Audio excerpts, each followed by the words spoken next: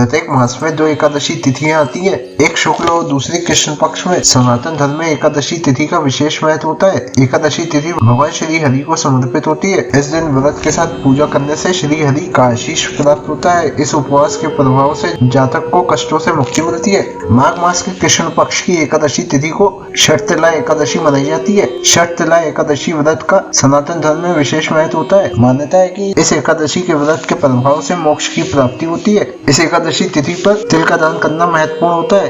इस एकादशी पर भगवान श्री हरि की पूजा की जाती है।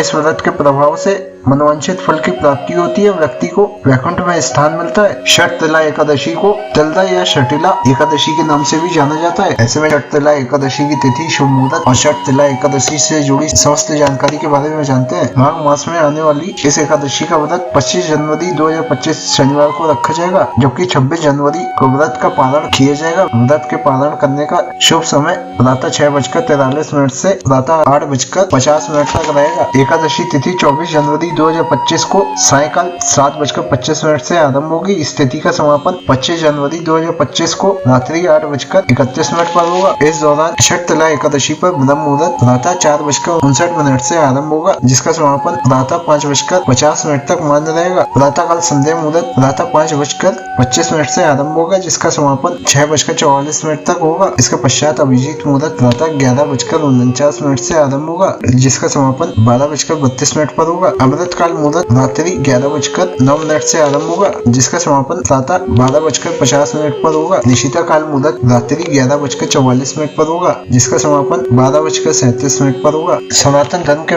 व्रतों में प्रत्येक पूजा में पूजन सामग्री का इस्तेमाल अवश्य होता है। ऐसे में एकादशी व्रत पर भगवान विष्णु की पूजा का विधान है। इस दिन संपूर्ण विधि और उचित सामग्री के साथ पूजा करना अत्यंत फलदायक होता है। एकादशी पर की जाने वाली पूजन सामग्री में चौकी, पीला वस्त्र, गंगा जल, भगवान विष्णु की प्रतिमा, गणेश जी की प्रतिमा, अक्षत, जल का पात्र, पुष्प, माला, मौली या कलावा, जनेऊ, धूप, दीप, हल्दी, कुमकुम, चंदन, अगरबत्ती, तुलसी दल, पंचामृत का सामान, मिष्ठान, ऋतुफल, घर में बनाया गया नैवेद्य आदि को अवश्य शामिल करना चाहिए। एकादशी के दिन व्रत करने वाले जातक दशमी तिथि की शाम में पूजा व्रत करने का संकल्प लें। दशमी की रात्रि के भोजन के बाद से कुछ भी अन्य या एकादशी व्रत में वर्जित चीजों का सेवन न करें। एकादशी के दिन प्रातः काल उठे, इसके पश्चात नित्य कर्मों से निवृत्त होकर स्नान करें। स्नान करते समय पानी में गंगा जल मिलाकर स्नान करें। स्नान के बाद स्वच्छ वस्त्र धारण करें और भगवान सूर्य देव को अर्घ्य दें और नमस्कार करते हुए अपने व्रत और पूजा को सफल बनाने की प्रार्थना करें। पूजा करने के लिए सभी सामग्री इकट्ठा करें और पूजन शुरू करें। सबसे पहले पूजा स्थल को साफ करके इस स्थान पर एक चौकी स्थापित करें और इसे गंगा जल छिड़क कर पवित्र कर लें। इसके पश्चात चौकी पर एक पीला वस्त्र बिछाएं। चौकी के दाईं ओर एक दीप प्रज्वलित करें। चौकी के सामने एक साफ आसन बिछाकर बैठ जाएं। जल पात्र से अपने बाएं हाथ से दाएं हाथ में जल लेकर दोनों हाथों को शुद्ध करें और स्वयं को तिलक करें। इसके पश्चात चौकी पर अक्षत के कुछ दाने डालें और इस पर गणेश जी को विराजित करें।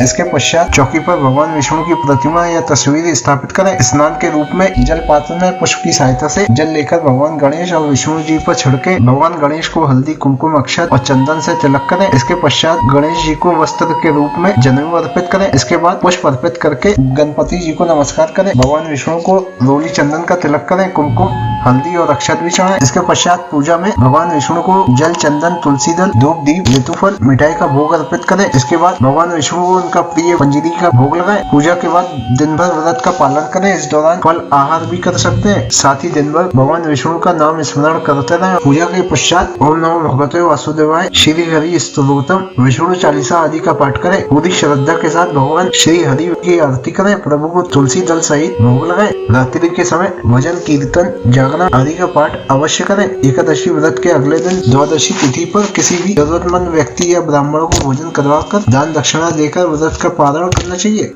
पद्म पुराण के अनुसार षटतिला एकादशी पर भगवान विष्णु की पूजा और तिल का भोग महत्वपूर्ण है। इस दिन तिल दान करने से पापों से मुक्ति मिलती है। षटतिला एकादशी का व्रत रखकर तिल से स्नान, दान, तर्पण और पूजन किया जाता है। इस दिन तिल का उपयोग स्नान, प्रसाद, भोजन, दान और तर्पण में होता है। तिल के अनेक उपयोग के कारण इसे षटतिला एकादशी कहते हैं। मान्यता है कि जितने तिलों का दान करेंगे उतनी पापों से मुक्ति मिलेगी। षटतिला एकादशी के महत्व के अनुसार षटतिला एकादशी भगवान विष्णु की प्रिय एकादशी तिथियों में से एक मानी जाती है। इसका व्रत रखने से सभी मनोकामनाओं की पूर्ति होती है और घर में सुख समृद्धि आती है। इस व्रत को करने से दरिद्रता और दुखों से मुक्ति मिलती है। यहाँ तक कि यदि कोई व्रत नहीं कर सकता है तो सिर्फ कथा सुनने से भी वाजपेयी यज्ञ के बराबर पुण्य प्राप्त होता है। पद्म पुराण में भी वर्णन मिलता है कि शक्तिला एकादशी पर किया गया दान, पूजा और व्रत का लाभ कन्यादान और स्वर्ण दान के बराबर पूर्ण फलदायी होता है। हजारों वर्षों की तपस्या से जो फल प्राप्त होता है वही फल एकमात्र शक्तिला एकादशी का व्रत करने से भी मिल जाता है। साथ ही यदि कोई इस एकादशी पर व्रत नहीं कर पा रहा है तब भी अपनी पूजा और दान में तिल का प्रयोग कर सकता है। मान्यताओं के अनुसार इस एकादशी पर भक्तों द्वारा किया गया तिल का दान और विभिन्न तरह से किया गया तिल का उपयोग बेहद महत्वपूर्ण होता है।